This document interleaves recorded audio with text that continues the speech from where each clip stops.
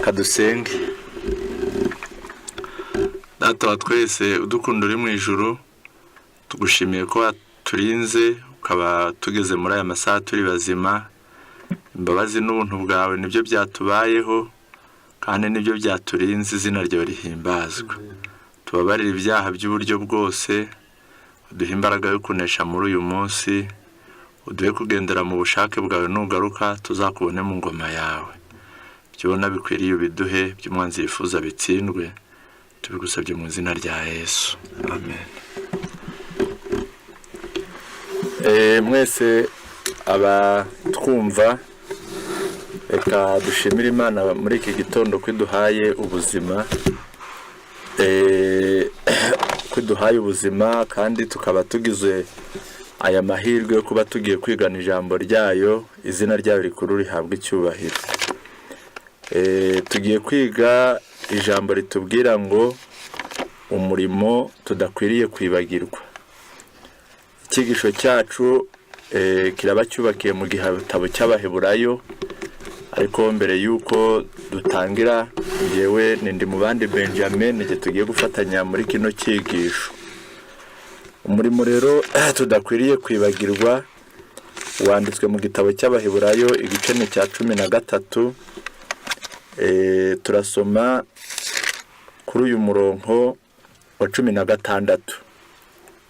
Haranditse ngo kugira neza no kugira ubuntu timukabyibagirwe, kuko ibitambo bisa bityo ari byo binezeza Imana. Iri jambo niryo tugiye gusesengura kugira ngo turebe kandi twumve icyo Imana riduhishiyemo. Mu byerekeranye n'urugendo rw'ubukristo tuva mu isi tujya mu ijuru, harimo utugingo twinshi tusabwa kubahirizwa. Harimo kwihana ibyaha, harimo kubyatura, harimo kwizera Yesu Kristo ko abitubabariye, harimo intambara yo kwezwa, harimo kuba maso kugira ngo tutajya duhora tugwa mu bicumuro, ariko harimo n'ishami ry'ubugiraneza. Harimo n'ishami ry'ubugiraneza, kandi dusabwa guha agaciro, tukariha umwanya waryo, kandi tukaryubahiriza. Ubwo rero icyigisho cyacu naho kigiye kwerekeza kuri uwo murimo w'ubugiraneza, uburyo buri muntu wese wakiriye Kristo uwo murimo nawe agomba kuwukora, uruhare rw'uwo murimo mu buzima bwacu bw'ubukristo. Mu by'ukuri mu mahugurwa Pawulo yahaye ababizera b'Abaheburayo, usomye muri iki gice cya 13 ndetse n'ibindi bice bibanza, harimo amagambo menshi cyane yabigishije agendereye kubahugurira kuba abakristo bahagaze neza, batazabaho umugayo. Ariko kuri uyu murongo wa 16 iri jambo naryo ntabwo ryibagiranye, ababwiye icyo badakwiriye kwibagirwa na gito. Arababwiye ngo kugira neza no kugira ubuntu timukabyibagirwe, kuko ibitambo bisa bityo binezeza Imana. Buriya hari ukuntu umuntu ajya undi impano, ukagira ikintu umugenera, ariko icyo kintu kikamushimisha. Kandi ni nayo ntego ya buri muntu wese. Ntekereza ko washoboye wahaye umuntu ubona akwiriye kumuha ikiri bumunezeze. Imana rero ngo mu bintu biyinezeza, igitambo kinezeza ngo ni ukugira neza no kugira ubuntu. Uhereye kera kose Imana yagiye ibyigisha abantu, ndetse ku bantu b'abakristo bo hari n'ihame ribagenga ryanditswe mu gitabo cy'Abaroma. Mu gitabo cy'Abaroma turasoma mu gice cya 12, ku murongo wa 12 n'ubundi haranditse ngo mwishime mufite ibyiringiro, mwihanganire amakuba, mukomeze gusenga mushikamye, mugabanye abera bose uko bakennye, mushishikarire gucumbikira abashyitsi. 15 mwishimane n'abishima, murirane n'abarira. Iri jambo naryo rishaka kwerekana uburyo abakristo bakwiriye kuba bameze. Buriya rino jambo rifite agaciro gakomeye ku muntu wese ushaka kutabaho umugayo, ku muntu wese ushaka gufata umurongo mwiza, ku muntu wese ushaka kubona agaciro mu bandi bantu. Iri jambo araryubahiriza, ryitwa kwishimana n'abishimye, ariko nanone ukababarana n'abababaye. Kandi mu isi abo bantu b'amaharakubiri barahari, abo bantu b'amaharakubiri barahari, abishimye barahari, ariko n'abababaye barahari. Aho dutuye, aho tugenda n'aho dukorera, ibi duhora tubibona. Noneho ku muntu wamaze kwakira ubutumwa bwiza, ndetse n'abatarabwakira nabo nibabyumve ko ariyo ntego y'ubutumwa. Ni rimwe mu mashami y'ingenzi ryitwa kugira neza. Ariko ubwo tuje kuri uyu murongo, abababaye bari mu isi, ababuraye, abambaye ubusa, abarwaye n'abarwaje, abapfushije, abantu bose bafite ikibababaje mu mutima, ijambo ry'Imana ridutegeka ngo tubabarane nabo. Ariko nanone n'umuntu wanezerewe, yagize amahirwe, umwana we arashyingirwa, yagize amahirwe arabyara, yagize amahirwe umwana we yarangije ishuri cyangwa yabonye akazi, ni itegeko rigenga abakristo kwishimana n'abishimye, ukanezerwa kandi ukagaragaza ayo marangamutima. Igitabo rero hano, uyu murimo utagomba kwibagirana, reka dusabe Imana turusheho kuwumva. Mu gitabo cya Yesaya, itorero riheruka ryahanuwe, Yesaya ari kurihanura mu gitabo cya Yesaya 58, uyu murimo w'ubugira neza yarawuhanuye kandi yerekana ko ari umurimo ugomba gukorwa mu buryo bushikamye kandi bufite imbaraga. Abantu b'Imana ntibawibagirwe, kandi ntabwo yawuvuze gusa, ahubwo yavuze n'umusaruro uzawuvamo, Reka dusome mu gice cya 58 cya Yesaya, turahera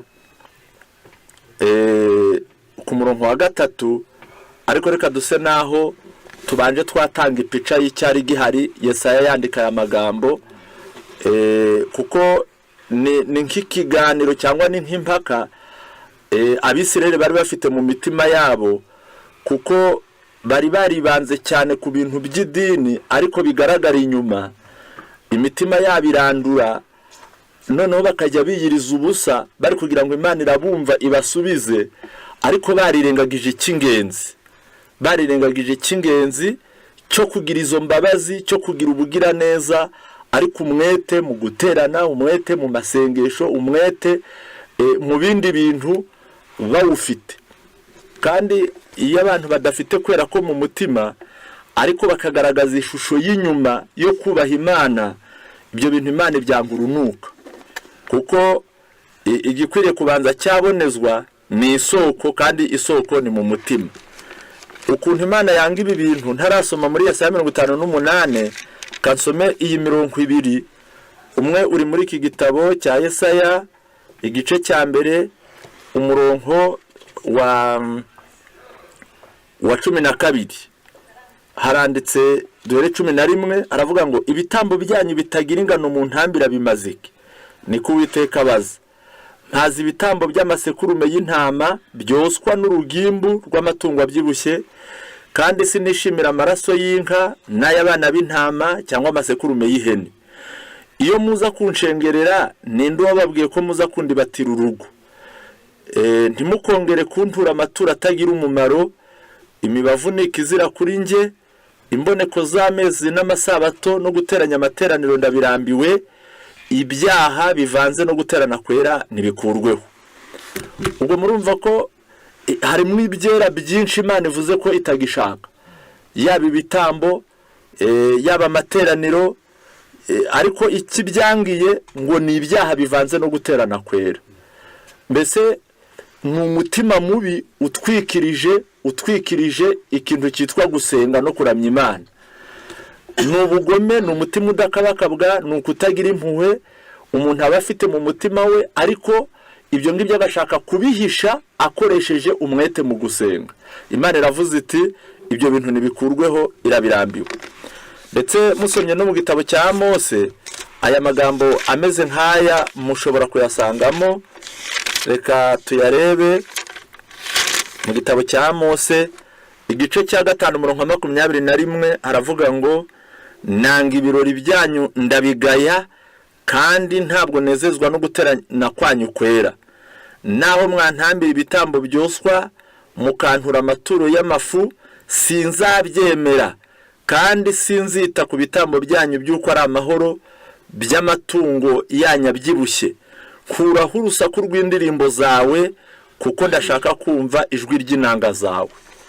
Ubwo murumva ko yaba gutamba ibitambo, amateraniro kuyateranya, indirimbo, ibyanditswe bivuze ko izo ndirimbo Imana iyo abantu badafite kwera ko mu mutima, badafite gukunda abandi bantu, batabafitiye impuhwe, batababarana nabo ngo bishimane nabo, umurimo w'ubugira neza barawibagiwe, Imana iravuze ngo indirimbo baziririmbira aba ari urusaku. Ndetse ngo niyo baje ahandi yitirirwa izina ryayo ngo baje gusenga, Imana yo ibona baje kuribata urugo rwayo, baje kurunyukanyuka. Murumva ko nta materaniro, nta kuramya Imana yaha agaciro igihe cyose abantu babuze ibintu bibiri, gutungana ko mu mutima n'umurimo w'ubugira neza. Iyo batawufite kiba ari ikibazo badashobora kumvikanaho n'Imana. Noneho mu gice cya 58 igihe hahanurwaga umurimo itorero mu gihe giheruka rikwiriye gukora, washyizwe mu mashami abiri.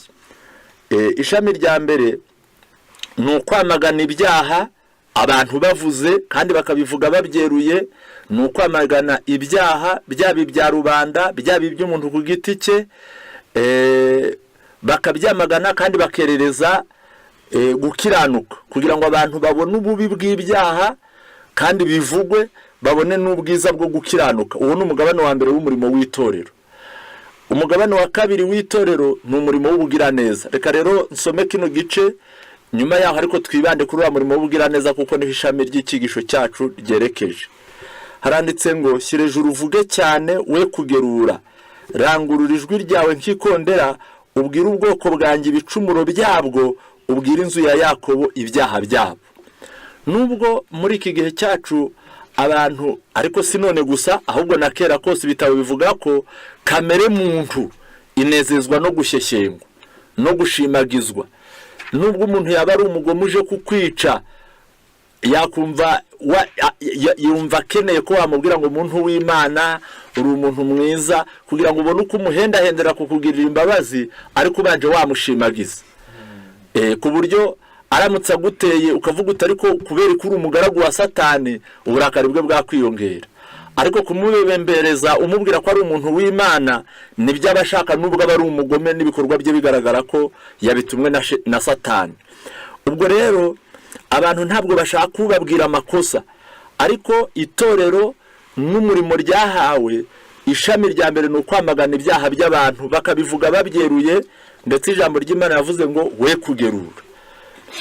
Mu gitabo cy'intambara ikomeye mu cyigisho kivuga umuburo uheruka, havuga ko abantu b'abagorozi ba kera ngo iyo babaga babona ibyaha abantu bakora, ngo bumvaga batinye kubyamagana ngo babivuge rwatu, babivuge babiranguruye, ngo ahubwo bahitagamo ngo gutunganya imico yabo, ngo ingeso zabo zibonere, ngo nyuma yaho nibamara kuba beza, ab'isi bazajya bareba uburyo bahindutse, nabo babigane, bazibuke bahinduye isi bakoresheje guhinduka kwabo n'imico itunganye.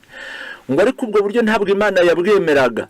Ni iby'ukuri ko yemeraga ko batungana, ariko ngo nk'uko umwuka w'Imana yasunitse Eliya, nabo ngo basunikwaga n'imbaraga batazi aho iturutse, ngo bakibuka ibyaha bya rubanda n'ibyaha by'idini babyamaganye, ngo bakabivuga. Muri icyo gitabo bakandika ngo uko niko ubutumwa bwa Mariko wa 3 buzabwirizwa. Ubwo igihe kizaba kigeze, abagabo n'abagore basunikwa n'imbaraga idakumirwa, ngo bazajya kwamagana ibyaha byinjijwe mu itorero n'ibyaha rubanda rwamaze gukunda.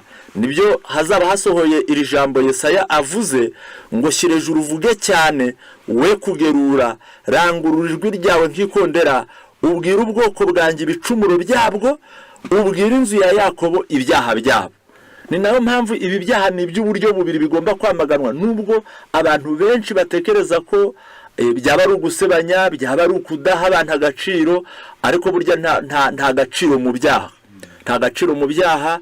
Ibi byaha by'ubusambanyi, ibi byaha by'ubugiranabi, ubugome, ibi byaha by'abana kutumvira ababyeyi, ibi byaha by'abaturanyi babana nabi ugasanga abantu badakundanye, ibyaha byo kurobanura amoko, ibyaha byo kurobanura uturere, ibyaha byihishe mu mutima ariko bigera n'igihe bikajya ahagaragara, ngo bigomba kwamaganwa. Bigomba kwamaganwa kandi bikavugwa n'ijwi riranguruye. Uwo ni umugabane wa mbere. Ariko hari n'ibyaha by'idini. Ubwira ubwoko bwanjye ibicumuro byabwo. Nuvuga ngo hari ibyaha bikorwa n'abavuga ko bubaha Imana, ndetse ibyanditswe bikavuga ko ukuri kwaguye mu nzira. Abakagombye kurengera ukuri kw'Imana ugasanga nibo bagukandagirana, kuko ibicumuro byinshi n'ubugome buriho muri iki gihe abantu babitewe nuko bigishijwe koroshya iby'Imana ko bidakomeye.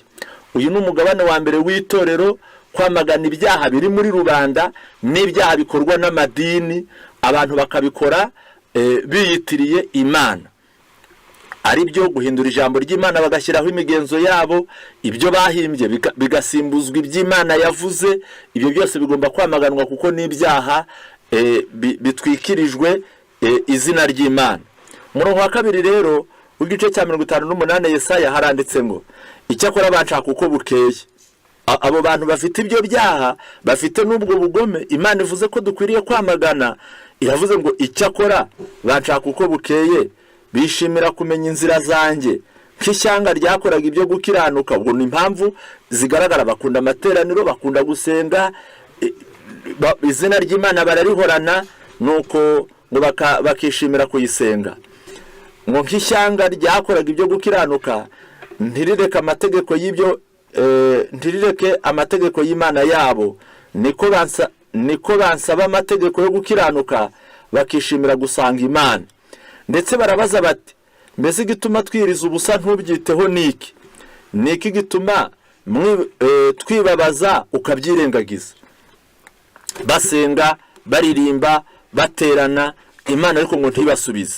Impamvu igiye kubivuga, mbiterwa nuko ku munsi wanyu wo kwiriza ubusa muba mubonye uko mwinezeza ubwanyu, mukagirira nabi abakozi banyu bose. Dore icyo mwiririza ubusa ni ugutongana no kujya impaka no gukubitana ibipfunsi by'abanyarugomo. Kuri ubu ntimukiriza ubusa uko bikwiriye, byatuma ijwi ryanyu ryumvikana mu ijuru. Ugira ngo kwiriza ubusa nshima kumeze gutyo? Mbese ni umunsi umuntu yibabarizamo, akubika umutwe nk'umuberanya, akisasira ibigunira, akaryama mu ivu. Ibyo nibyo wita kwiyiriza ubusa n'umunsi Uwiteka yishimira?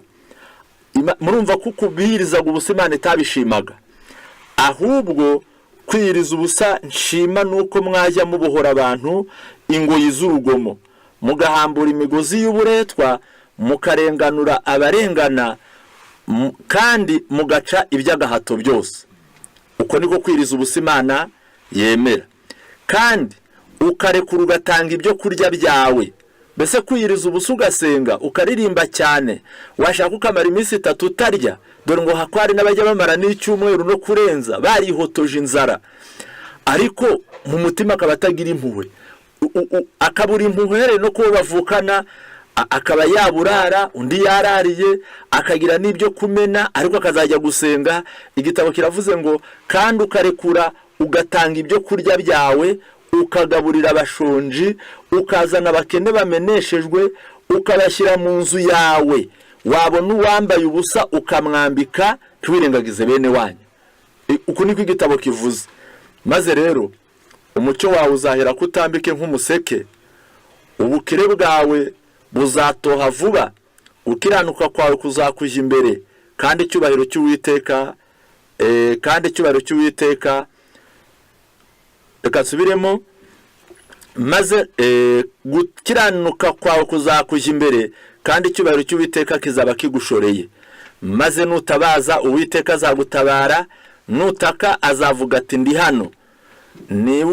Niwikuramwo agahato no gutunga urutoke no kuvuga nabi, ukihotorera umushonji, ugahaza umunyamubabaro, umucyo wawe uzahera kuvire mu mwijima, kandi urwijiji rwawe ruzatamuruka habe amanywa y'ihangu. Mbese uburyo Imana yateganije bwatuma umwijima wamaganwa kandi umwijima ugatamuruka ni imirimo y'ubugiraneza. Iyo bifatanije no kwamamaza ukuri, ibyo abantu bagomba kwizera, ibyaha bikamaganwa, umurimo w'ubugiraneza ugatezwa imbere, uwo ni wo mucyo. Nibyo ijambo ry'Imana rivuga ngo byuka urabagirane. Burya abantu kurabagirana byanditswe muri Yesaya igice cya 60 ngo byuka urabagirane kuko umucyo wawe uje, bizaba bigizwe n'ibyo bintu bitatu, cyangwa bisabwa kuba bigizwe n'ibyo bintu bitatu. Icya mbere ni ukwamagana ibyo gukiranirwa, abantu ibyaha byabo bakabibwirwa ku mugaragaro. Icya kabiri ni ugutungana kw'imico ku bantu babwiriza ubwo butumwa. Icya gatatu ni iryo shami ry'ubugiraneza, kugirira imbabazi abamerewe nabi. Uyu murimo iyo dusomye mu byanditswe, Yohana yawushishikarije abantu bose babaga bakiriye ijambo yababwirizaga, kuko ngo hari abantu benshi bakiriye ubutumwa Yohana yababwirije, batera n'intambwe baza kumubaza ibyo bakwiriye gukora. Ni muri Luka igice cya 3 turasoma kuri umurongo wa 7 haranditsemo, nuko abwira iteraniro ry'abantu benshi bari baje kubatizwa nawe ati, mwabana b'inshiramwe, ninde wababuriye ngo muhunge umujinya uzatera? Urumva ko Yohana ntabwo babwiye ubutumwa bwo kubabembereza kandi baryamye bafite ibyaha, ahubwo ababwiye imiterere yabo nyirizina, nuko bameze, nuko Imana ibafata. Ubundi ntabwo byari byoroshye kubwira abantu ko ari abana b'inshira, ari abayuda bazi ko ari abana b'Imana, ariko impamvu yaravuze aya magambo nuko ibikorwa bakoraga ni ibikorwa bya Satani, kandi Satani niwe ushushanya inzoka. Ngaho ni mwere imbuto zikwiriye abihannye, kandi ntimutangire kwibwira muti ko dufite Aburahamu akaba ari we sogokuruza. Ubwo ari kubereka ko badakwiriye kwibeshya bashingiye ku gihe kirekire bamaze mu idini biyitirira gukomoka kuri Aburahamu. Ndababwira yuko ndetse Imana ibasha kuhindurira Aburahamu abana muri aya mabuye. Ngo yarababwiye ngo abantu bafite imitima ikomeye nk'amabuye yo mu butayu, Imana yabahindura abana bayo, abo birata ko ari bene Aburahamu ikabashyira ku ruhande. Niko ibyanditswe bitubwira. Umurongo wa 9 haravuga ngo n'ubu intorezo igezwe mu bishyitsi by'ibiti, nuko igiti cyose kitera imbuto nziza kiracibwa kikajugunywa mu muriro. Abantu baramubaza bati, ubwo noneho bamaze kumva ko imigaryo ivuyemo, bumvise ibyigisho bitandukanye n'ibyo babwirwaga n'abayobozi b'idini yabo, baramubaza bati, none se tugire dute? None hagiye kubigisha wa murimo w'ubugiraneza kuko bamaze kwihana, bamaze kwizera. Arabasubiza ati, ufite imyenda 2 umwe awuhuta ufite, n'ufite ibyo kurya nagire atyo nawe. N'abakoresha bikoro nabo baje ngo babatizwe, baramubaza bati, mwigisha tugire dute? Ubwo ni babandi bashinzwe imisoro. Arabasubiza ati, timukaka abantu ibiruta ibyo mwategetswe. Ubwo abo nabo bafite ubutumwa, kandi ubutumwa bwabo nubu. N'abasirikare nabo baramubaza bati, natwe tugire dute? Arabasubiza ati, timukagire umuntu muhongesha cyangwa ngo mumurege ibinyoma, kandi ibihembo byanyu bibanyure. Ubwo rero buri cyiciro hari ubutumwa twese duhuriraho, ariko hakaba n'ubutumwa buri cyiciro kigenewe bitewe n'imirimo bakora. Duhurira ku butumwa butubwira kwihana ibyaha no gutandukana nabyo, ariko iyo bigeze ku ishami rya buri muntu wese umurimo akora agira amategeko y'Imana w'umugengamo.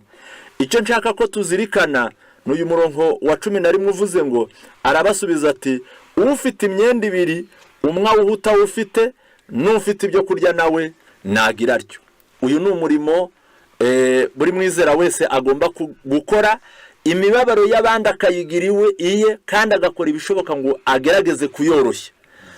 Agerageze kuyoroshya, nubwo waba udafite ubushobozi bwo kuyirangiza, ariko ugerageze cya kindi ushoboye ugikore. Ijambo ry'Imana ndiko ritubwira. Reka dusome noneho muri Matayo, mwumve Yesu umurimo yakoraga. Dusome muri Matayo no mu gitabo cy'ibyakozwe n'intumwa, nane muri rishami ry'ubugiraneza.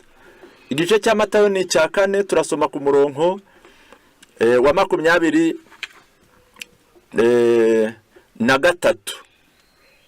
haranditse ngo Yesu agenderera ab'i Galilaya hose, abigishiriza mu masinagogi yabo, ababwira ubutumwa bwiza bw'ubwami, akiza n'indwara zose n'ubumuga bw'abantu. Uyu murimo murumva ko ari ya mashami abiri, kubwiriza no kugira neza.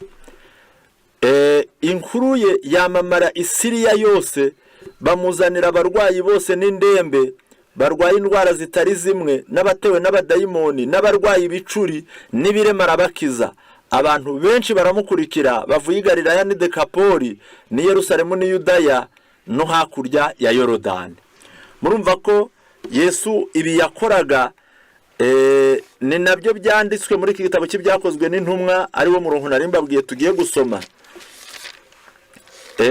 Ibyakozwe n'intumwa turasoma mu gice cya 10, dusome kuri uyu murongo wa 36. Ijambo ry'ubutumwa bwiza bw'amahoro Imana yatumye ku bana b'Isirayeli, ivugishije Yesu niwe mwami wa bose. Iryo jambo murarizi, ryamamaye i Yudaya hose, rihereye i Galilaya, hanyuma umubatizo Yohana yabwirizaga. Ni irya Yesu w'i Nazareti, uko Imana yamusutseho umwuka wera n'imbaraga, akagenda agirira abantu neza, agakiza abo Satani atwaza igitugu, kuko Imana yari iri kumwe nawe. Buriya abantu bari kumwe n'Imana kandi bakaba bafite umwuka wera Imana yaramubasutseho, kimwe na Yesu bibaranga ni ukugenda bagirira abantu bose neza. Yesu ngo nicyo yakoraga. Iryo jambo ngo ni irya Yesu w'i Nazareti, uko Imana yamusutseho umwuka wera n'imbaraga, akagenda agirira abantu neza, agakiza abo Satani atwaza igitugu, kuko Imana yari iri kumwe nawe. Kugirira abantu neza niwo wari umurimo wa Yesu, niwo yagendaga akora uko bukeye n'uko bwije. Reka nsome muri kino gitabo cyifuzwa mu bihe byose, kandi ikigisho cyacu turi kugera aho gijya gusoreza. Haranditse turasoma muri kino gitabo ipaji ya 292. Reka nsome maze Imana idufashe twumve aya magambo. Mu gihe Yesu yakoraga umurimo we, yamaraga igihe kinini akiza abarwayi kuruta kwigisha. Ibitangaza bye byahamyaga ko nk'uko amagambo ye yarari, ariko atazanywe no kugira ngo hagire ubura ubugingo, ahubwo yazanywe no gukiza. Ngo amagambo ya Yesu yahamanyaga n'ibyo yakoraga, kandi byerekanaga ko icyamuzanye atari kugira ngo abantu hazagira uzimira, ahubwo yazanywe no gukiza abantu. Gukiranuka kwe kwamujyaga imbere, naho icyubahiro cy'Uwiteka kikamuherekeza. Mwumve ko ni ya magambo yo muri Yesaya, aho yajyaga hose imbabazi ze nizo zararikaga. Uko niko Yesu yari ameze. Aho yajyaga hose imbabazi ze nizo zararikaga, nizo zamukoreraga amavuno. Mu nzira yabaga anyuzemo, abarwayi babaga bamaze gukizwa nawe, niko bamwogezaga bakoresheje ingingo zabo zimaze gukira. Abantu barabazengurukaga kugira ngo bumve uko basobanura iby'umwami Imana yabakoreye. Kuri benshi ijwi rye niryo babaga bumvise bwa mbere, izina rye rikaba ari ryo jambo rya mbere bavuze, cyangwa se mu maso he akaba ariho hambere babonye. Ubwo icyo bashatse kuvuga hano, uwabaga ari igipfamatwi kuva yavuka, Yesu akamukiza, ijwi rya mbere ryabaga ryinjiye mu gutwi kwe niryo rya Yesu rivuga ngo kira. Abavutse ari impumyi, abenshi muri bo ishusho ya mbere batarabona na nyina, uwo babonaga bwa mbere mu maso ni Yesu wabaga bakijije. Abenshi babaga ari ibiragi, ijambo rya mbere babaga bavuze ni izina rya Yesu. Noneho ngo bagenda imbere ye bari kwamamaza ibyo Yesu yakoze, ngo abantu benshi bakabazenguruka, Yesu yahagera agasanga ibikorwa by'ubugiraneza byaramubanjirije. Burya niryo jambo risohoye rivuga ngo gukiranuka kwe kwamujyaga imbere, naho icyubahiro cy'Uwiteka kikamuherekeza. Haranditse hepfo ngo none se yego, none se byari gushoboka bite ko badakunda Yesu ngo baririmbe ishimwe rye? Hano bashatse kutwereka ko nta cyabuza abantu kugukunda uramutse ubagirira neza. Yanyuraga mu midugudu n'ibirorero ameze nk'isoko isubiza intege mu bugingo, igakwiza hose ubugingo n'umunezero. Noneho bavuye kuri Yesu baje kuri twe. Igitabo kigiye kutubwira ibyo tugomba gukora. Intumwa za Yesu nazo zihamagarirwa gukora nk'uko yakoraga. Tugomba kugaburira abashonji. We ku giti cyawe ugomba kubagaburira, ariko n'itorero aho riri. Ibi ngibi ntabwo ari ukudusaba, si no guhendahenda, si no guhitishwamo, mbese ngo duhitemo kubikora cyangwa kutabikora, ahubwo baravuze ngo tugomba kugaburira abashonji. Kwita ku bihebye tukabasubizamo ibyiringiro. Ubwo ni ugukoresha amagambo no gukoresha ibikorwa n'impuhwe.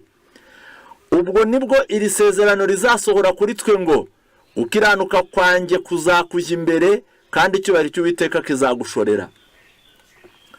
Urukundo rwa Kristo rwagaragariye mu murimo wo kwigomwa ruzagira umumaro wo gukosora abagizi ba nabi kuruta inkota y'abacamanza. Urukundo rwa Kristo, reka nsubiremo, urukundo rwa Kristo rwagaragariye mu murimo wo kwigomwa ruzagira umumaro wo gukosora abagizi ba nabi kuruta inkota y'abacamanza. Mbese ubwo ni ukuvuga ngo abategetsi bo mu isi bayobora bashinzwe gukosora abantu banyuriye mu kubahana. Itorero ry'Imana rishinzwe gukosora abagizi ba nabi rikoresheje kubagirira neza. Byombi nta na kimwe gihinyuwe, ariko igifite amanota n'ubushobozi bwinshi ni umurimo w'ubugiraneza, niwo wakosora abagizi ba nabi kuruta inkota y'abacamanza. Inkota y'abacamanza ni ngombwa kugira ngo itere ubwoba bica amategeko, ariko umubwirizabutumwa w'urukundo yayirusha cyane kugira umumaro.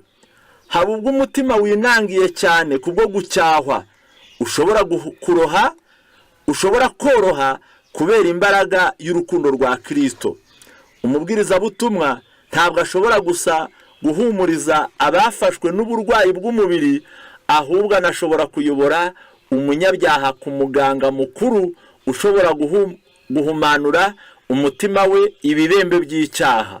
Imana ikoresheje abagaragu bayo ishaka kwijwi ryayo ryumvwa n'abarwayi n'imbabare ndetse n'abo Satani atwaza igitugu. Imana yifashishije ibikoresho by'abantu ishaka kugeza ku isi guhumurizwa isi itigeze kumenya. Ubwo rero uyu murimo w'ubugiraneza ntabwo ugomba kwibagirana, haba ku muntu ku giti cye, yaba ku itsinda cyangwa se itorero. Uyu murimo ugomba guhabwa umwanya w'imbere. Reka icyigisho cyacu tugisozeshe isomo riri mu Bakorinto ba kabiri igice cya 9. Ndasoma kuri uyu murongo